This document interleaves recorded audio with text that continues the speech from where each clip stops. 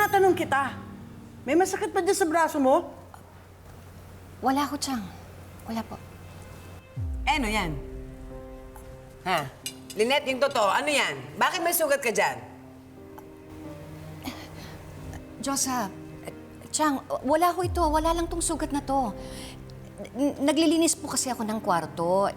Meron sana akong gustong abutin dun sa taas nung cabinet. Kaso nahulog sa akin. Kaya nagkasugat ako. Wala lang ko ito. Pero wala akong kinalaman si Carlos dito. Lynette,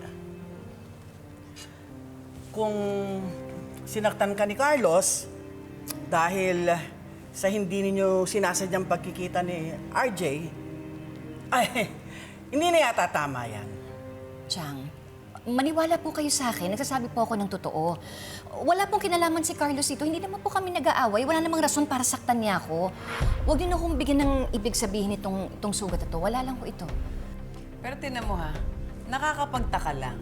Kahapon, galit na galit sa'yo si Carlos. Nakita ko yun eh. Tapos ngayon may Diyosa, sugat ka dyan? Di ba nagtatanong kayo sa akin kung ano nangyari dito? Sumasagot lang naman ako eh. Pero kung ayaw niyong maniwala sa akin, hindi ko naman kayo pipilitin. Pero sana, huwag na natin palakihin tong sugat na to, ha? Wala lang to. Wala lang po ito, Chang. Chang, maupo na po kayo. Sige na, tapusin na po yung kinakain niyo. Yan, oo, Opo, okay. Chang. Thank you. Diyos, maupo ka na. Halika na. Kumain ka na.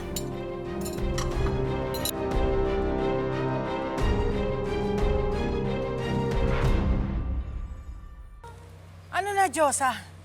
Asa na yung taxi na binook mo? Bakit wala pa? Han? Uy! Diyan. Ano ba? Kanina pa ako kuda ng kuda dito eh. Hindi mo pala ako naririnig. Ba iniisip mo? Diyan, hindi ako mapakali. Hindi maalis sa isip ko yung sinabi ni Lynette na wala naman daw nangyaring sakitan sa kanila ni Doc Carlos. Uy, wala naman daw sakitan na nangyari eh. Anong problema mo ron? Naniniwala ka sa sinabi ni Lynette? Ikaw, Diyos. Halika, alam mo kilala ko yan si Lynette. Yang si Lynette, kapag nasasaktan yan, umaaray yan. Oo, tsaka wala naman dahilan para itago niya sa atin yun eh. Dahil lahat ng nangyayari, sinasabi niya sa atin, di ba? Pero tsaka si Chang, Alam mo, Diyosa, huwag mo nang pag-isipan ng masama si Carlos. Huwag na, kasi hindi niya sasaktan si Lynette dahil mahal niya to.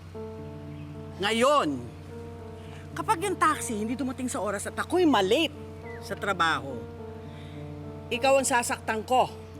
Okay ba yon? Ha?